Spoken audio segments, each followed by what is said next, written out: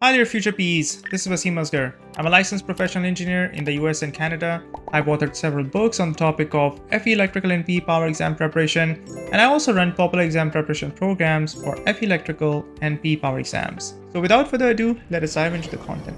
Let us now dive into a very important topic, a technical topic that is equally applicable to both FE electrical as well as the PE power exam preparation. I tackle, especially when it comes to circuit analysis and power systems, I try to go in depth even at the FE level, because I know that these topics form the foundation, the backbone, the basis of FE electrical and computer exam preparation as well as the P power exam preparation. So when we are looking at source transformation, before I even start explaining this, one thing that I want to tell you that you should remember as a framework solving three-phase problems is that Y configuration is better, easier, simpler any day of the week compared to any other configuration. So if I have a source that is a delta or a load and a load that is a Y, if I have a source that is a Y and a load that is a delta, if I have a load and a source that are delta, delta, compared to all of these, your YY configuration is going to be the easiest one to solve. Remember this, YY, I tell my students in FE exam preparation program and P exam preparation program that YY is the name of the game. And what's the reason behind that? The reason is very simple. For a balanced system, when we have a Y source, I'm just going to draw two Ys and a Y load. And the key over here is balanced. At the FE level, we always have balanced systems. At the P power level, you can have unbalanced system that brings the symmetrical components into play. But very simply, when I have a balanced system, from the standpoint of all the three phases, they all look identical with just a 120-degree phase shift. So if I have phase A, I have phase B and C. So let's say phase A is 0 degrees, whatever the voltage is. Phase B, if I'm dealing with the ABC sequence, is my voltage. This is B, okay? And this is V plus 120, or you can also call it minus 240, okay, C.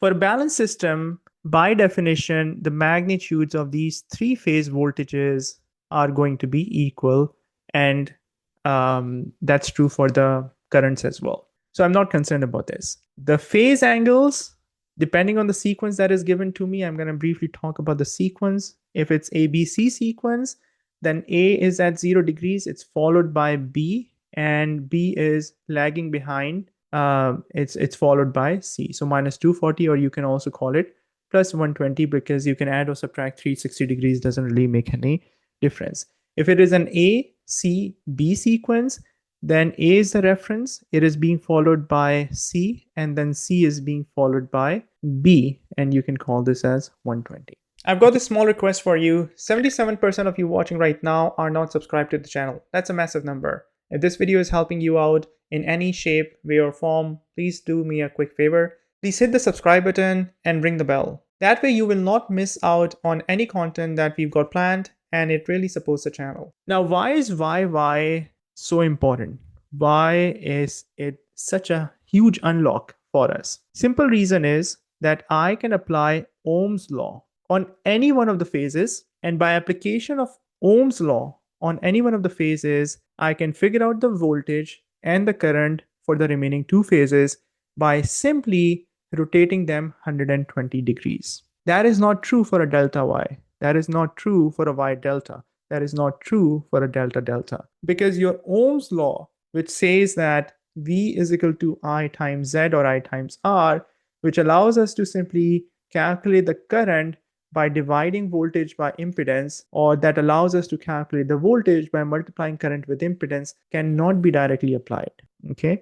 And since it cannot be directly applied, you have to do more mathematical gymnastics in order to figure out the relationship for every single phase, in order to figure out the relationship for every single phase current, line current, and so on. So, and I proved this with multiple practice problems, quizzes in the on-demand course, the mini exams, homework assignments, problems from my study guide, that YY is the name of the game. So your first step, without any hesitation, when you see a problem, okay, when you're doing analysis, is to see what type of configuration is given to you. If it is a YY configuration, it's very easy. You're just going to take, and so suppose the question is asking you to figure out the line current, right? The current that is flowing on the line, I over here. Your line current is simply going to be the phase voltage that is given to you, VAN or VBN, divided by the impedance.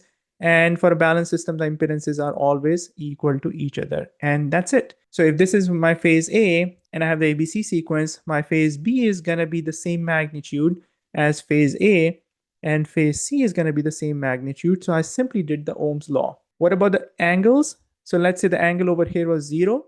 If this was an ABC sequence, the angle over here is going to be minus 120, and the angle over here is going to be 120. In just 1 or 2 steps, you can unlock the entire problem if it is already a YY. Now, if I want to make your life a little bit more challenging, a little bit more difficult, and this is a legit question even at the FE level, and a very medium difficulty level, or easy to medium, I would say, for the P power level, I wouldn't give you a YY. I would actually switch things up either on the source side. We are looking at the source right now. I'll show you the load side as well. Or I will basically do a modification on both source and load. So let's say you're given a delta source, right?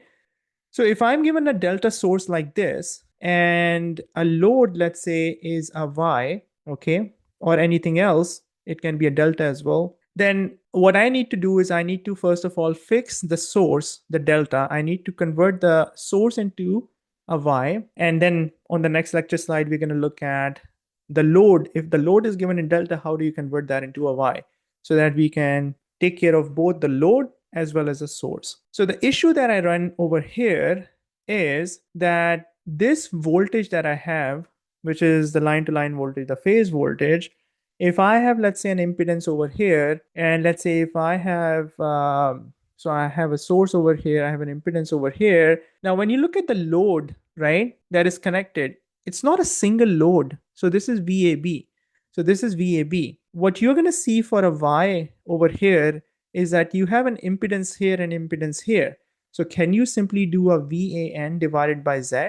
There is no single Z. There are two Zs over here. And it's even more difficult than that when you actually have an impedance at play in between on the lines, because then you cannot directly apply the voltage. Take my word for it, using a delta either on the source side or a load side is a pain in the neck. You don't want to be dealing with that. You want to convert that into a Y. So identifying that I have a delta on the source side, what are my options in order to convert that into a Y? Very simple. You are going to take, and by the way, this equation is not given in the FE reference handbook. This equation is not given directly even in the P power reference handbook. So these are some of those in between the line type of things that we need to understand and appreciate, which I dig into over and over again throughout my FE program and P power program. So the conversion is relatively simple. The conversion requires us to take the line to line voltage of our delta, which is the VAB or which is the VBC or which is the VCA, divided by square root 3. So if you divide it by square root 3, you have been able to basically normalize, you have been able to scale down the amplitude. But the amplitude or the magnitude is just one of the two things. We also need to take care of the phase angle.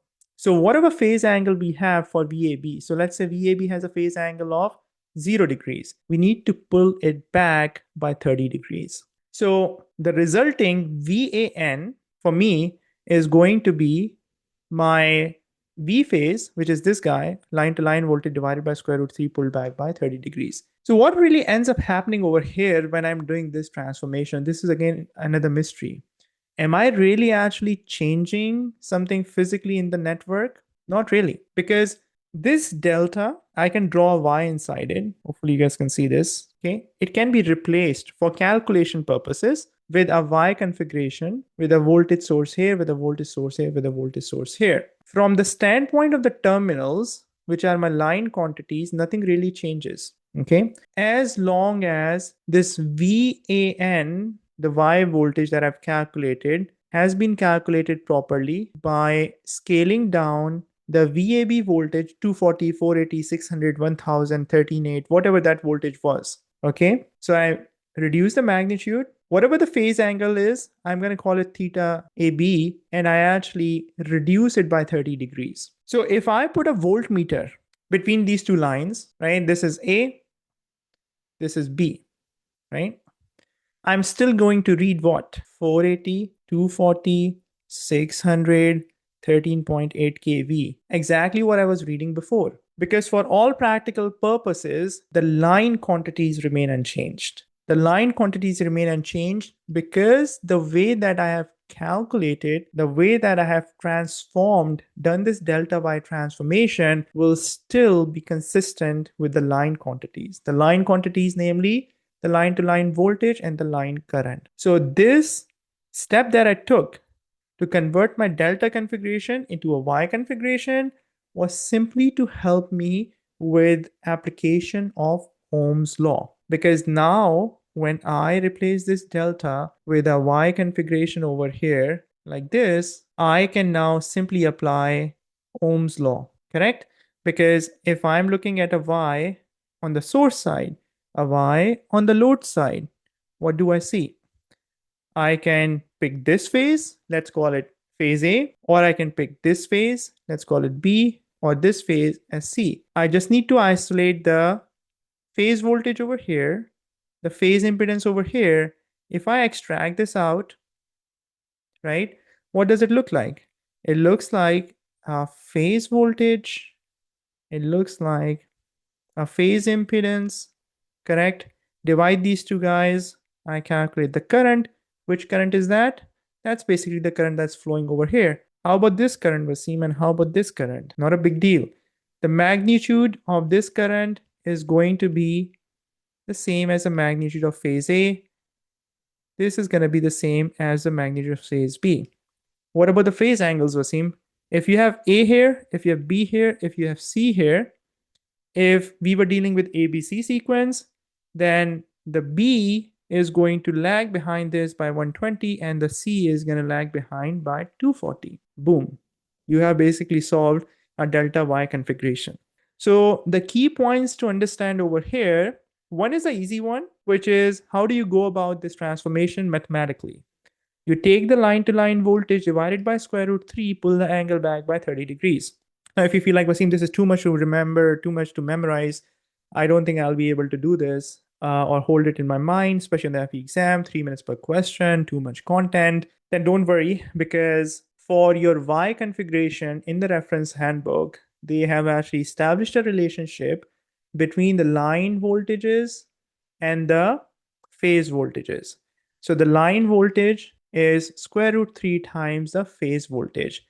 In other words, if I rearrange this, then the phase voltage is line voltage divided by square root 3. Having that bit of information in front of you will help you recognize that in delta, the voltage that you are given is a line to line voltage, correct? So if I want to go from a delta into a Y, what will I do? I will take this voltage divided by square root 3, similar to the conversion that I'm given for the line voltage in a Y configuration to a phase voltage in the Y configuration. Does that make sense? All right. So you can make use of that bit of information and modify it for our use. What about the phase angle? Again, in the reference handbook, it tells you that the line to line voltage leads the phase angle of the phase voltage by 30 degrees. So if the line voltage leads the phase angle for the phase voltage by 30 degrees, you can say that the phase voltage is going to lag behind the line voltage by 30 degrees. So that's why this is in denominator, so that whatever angle you have over here, you're just going to simply do a minus 30 degrees on that. Okay, this bit of information that I've shared with you in the last few minutes is going to unlock all the different types of your delta Y configurations, three-phase circuits when you apply this properly, and it can save you tons of time on the exam. Because if you try and do a delta delta directly or a delta Y directly, you may be able to make a little bit of progress in the initial few steps, but chances are you're going to get stuck at some point. You're going to find that you're either dealing with one voltage being applied on multiple impedances, or then you lose track of whether you're looking at a line quantity or phase quantity. Just take my word for it. The YY configuration is the name of the game, and that is the easiest one to solve. A first principle based approach of a delta Y configuration, the concept that I explained to you in a systematic manner. Hopefully, even if you're an experienced professional power systems engineer, some of the things that I broke down for you might be the first time that you're looking at it like that. Especially students tell me that the whole delta Y transformation, there is misconception around really what is happening. Are we changing the wiring? Are we changing the configuration physically? Or is it just an abstract concept? And the missing link is that the line quantities, when it comes to the line voltages, the line currents, they are unimpacted. And that's what the delta Y configuration is allowing us to do. So when you keep that at the back of your mind, exactly what is happening, not only for this topic, but for every single concept, as simple as a straight line equation, as advanced as fault analysis, symmetrical components per unit systems for PE power, codes and standards for PE power, or in FE electrical, we have digital systems, we have flip-flops, we have convolution, we have differential equations. The value proposition of my program, I like to tell my students, is twofolds. Primarily, it's going to help you at FE level to pass the exam. Hopefully, in the first attempt, if you put in the time and effort and use the resources effectively. Secondarily, is that it is going to help you brush up on your undergraduate engineering coursework. I have a lot of students, either internationally trained engineers, folks who've been out of school for a long time, and even relatively recent graduates who actually went through schooling during the COVID period, remote learning, right? And they tell me upfront that, I went through schooling third year, fourth year engineering during COVID.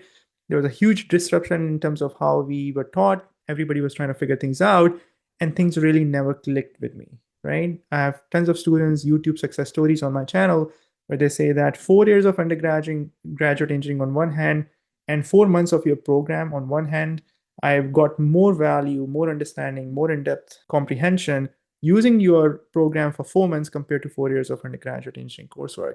Now, move this ahead, take this forward into the PE power exam preparation. Once you have that fundamental understanding and foundation, the PE power exam preparation, a lot of my students who've gone through it basically call it almost like a graduate degree in power systems engineering.